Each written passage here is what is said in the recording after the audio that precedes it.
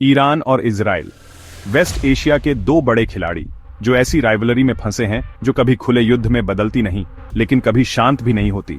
बड़ा सवाल यह है, असल में किसका पलड़ा भारी है? चलो पीछे चलते हैं। 1979 में ईरान की क्रांति ने सब कुछ पलट दिया।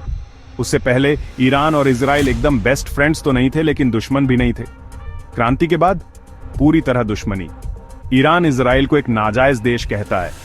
इजराइल कहता है कि ईरान उसका सबसे बड़ा खतरा है और वहां से एक शैडवी लड़ाई शुरू होती है जो दशकों से चल रही है। ये लड़ाई सिर्फ दो देशों का एक दूसरे पर मिसाइलें दागना नहीं है, ये एक प्रॉक्सी वॉर है। ईरान लेबनान में हिजबुल्लाह, गाजा में हमास और यमन में हूथिस जैसे ग्रुप्स को सपोर्ट करता है, पैसा, हथियार और मदद पहुंचाता है। इजराइल वह सीरिया में पिन पॉइंट एयर स्ट्राइक्स और गाजा में भारी ऑपरेशन से जवाब देता है।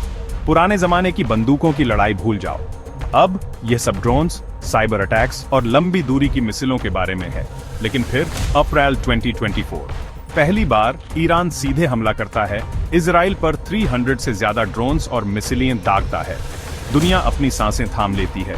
इजराइल का iron dome missile defence system काम करना शुरू कर देता है, आने वाली 90% से ज्यादा चीजों को मार गिराता है। यह सिर्फ एक मिलिट्री क्लैश नहीं था, ये एक टेक शोडाउन था और हर कोई देख रहा था। तो कौन ज्यादा स्ट्रांग है? ईरान के पास एक बड़ी आर्मी है, इसमें कोई सवाल नहीं। लेकिन इजराइल का सीक्रेट वेपन टेक्नोलॉजी है। उनके पास cutting edge cyber tools, advanced missile shields और सबसे जरूरी यूनाइटेड स्टेट्स का सपोर्ट है। अभी इजराइल की रणनीति और टेक में बढ़त है, लेकिन यह अंत नहीं है, बिल्कुल भी नहीं। क्या यह कोल्ड वॉर कभी गर्म होगी या यह सिर्फ सोम्ब्रस में सुलगती रहेगी? एक बात पक्की है, यह दुनिया के सबसे खतरनाक छिपे हुए संघर्षों में से एक है और यह जल्द ही खत्म नहीं होने वाला है। ईरान बनाम इजराइल टेक बनाम फोर्स, लड़ाई खत्म नहीं हुई है।